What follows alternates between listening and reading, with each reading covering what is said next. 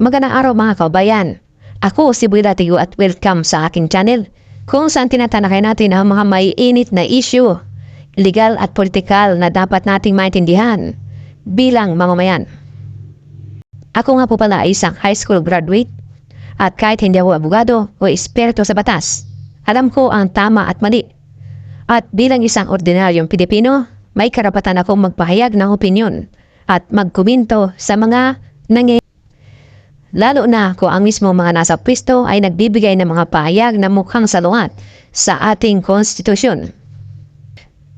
Ngayong araw ay pag-uusapan natin ang naging pahayag ni DOJ, Secretary Jesus Crespin Poying Remulla, kung saan sinabi niya ang Department of Justice ay isang judicial authority. Dahil daw dito, hindi na daw kailangan idaan sa korte ang ilan sa mga legal na proseso gaya ng issue ng pag-aresto kay dating Pangulong Duterte. Pero tanong ng bayan, totoo ba ito? Illegal ba ito? At kung hindi, saan ang galing ang ideyang ito? Tara, himay-himayin natin. So ngayon Remulla, makinig ka. Mukhang ginagago mo kami o ginagago mo ang sarili mo. Is the DOJ is a judicial authority? Yes or no? Sumagot ka. Yes or no? Okay. So, ayaw mo sumagot ha? Ayaw mo sumagot? So, no. Okay. The Department of Justice or DOJ in the Philippines is not a judiciary. Nakikinig ka ba, Remulla? Remulla, nakikinig ka ba? Hindi judiciary ang DOJ. Remulla, makinig ka. Huwag mo kaming binububo at huwag mo kaming bubuhin kung ikaw ay isang bubo. Hindi man kailanman tinawag na judiciary ang DOJ. Remulla? Nakikinig ka ba, Remulla? Yes or no? Dapat ipakontempt kita dyan eh. Sarang sinungaling. Ipinagkakalat mo pa sa publiko na ang DOJ ay isang judicial authority. Kailan na-establish ang DOJ na ginawa siyang judicial authority?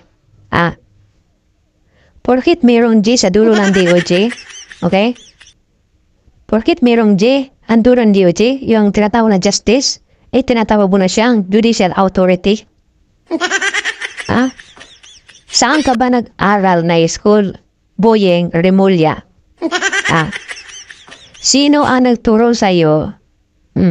Bakit mo kiniklaim na ang DOJ ay isang judicial authority at bakit hindi nyo sinurrender si Tatay Digong sa Supreme Court or RTC or Sandigang Bayan kung saan sila ang tinatawag na mga judicial authority, pwede rin sa Court of Appeals. Bakit hindi nyo dinala? Bakit? Bakit? Boyeng? O nabubo ka talaga o hindi mo talaga alam? At tulad ka rin ng isang ambassador na nakasama mo na kahit alam na nila, kahit alam niya na, kahit harap-harapan na wala raw siyang alam. So kaya naniniwala ko bakit ganito ang nangyayari sa mga in-appoint.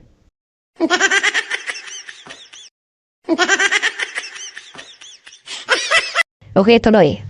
Bakit ang DOJ ay hindi siya judicial authority? Why? Because the DOJ is a part of the executive branch, not a judiciary.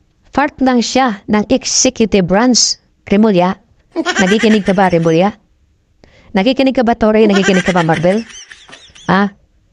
Yung isa pang Remulla dyan, nakikinig ba yan? Yung kapatid ni Remulla? Puro Remulla?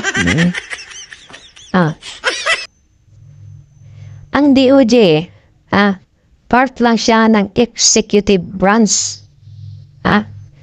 Hindi siya judiciary. Okay? The DOJ is under the office of the President. Okay? Its main role are, makinig ka, Remulla, ang main role mo, Remulla, investigating crimes, prosecuting criminal cases through the National Prosecution Service, and overseeing law enforcement and legal affairs. Ngayon, sino-sino ang mga judicial authority? Ang mga judicial authority, Remulla, makinig ka. Hindi kami bubo. Huwag mo kaming bubuhin kung ikaw ay isang bubo. Ang judicial authority na kinikilala ang judicial authority ay Supreme Court, Court of Appeals, Sandigang Bayan, Court of Tax Appeals, Regional Trial Court or RTC, and other lower courts. Lower courts. Baka naman sabihin mo lower courts, baka sabihin mo, pwede ba? Pwede yan yung basketball court, tennis court. Ay nabubo na talaga. Bubo ka na talaga kung yan ay gagawin upang kung isasama mo pa yan sa kung isasama mo pa yan bilang isang judiciary. Bubo ka na talaga kung ang basketball court, tennis court ay kabilang na rin sa isang judiciary kasi mayroong court. Kasi yung DOJ, mayroong J, justice sa dulo. Sa Tagalog, justice is katarungan. So, kiniklaim mo na judicial authority na rin kasi mayroong justice. Maka itong court, basketball court, tennis court, baka gawin mo rin siyang judiciary kasi mayroong court sa dulo.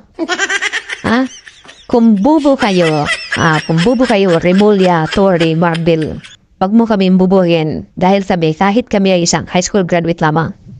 Maraming salamat po sa inyong lahat at hanggang dito na lamang ang aking video. Huwag kalimutang mag-like, share at mag-subscribe para sa mas marami pang mapanuring usapan at analysis. Ako si Buy Latigo.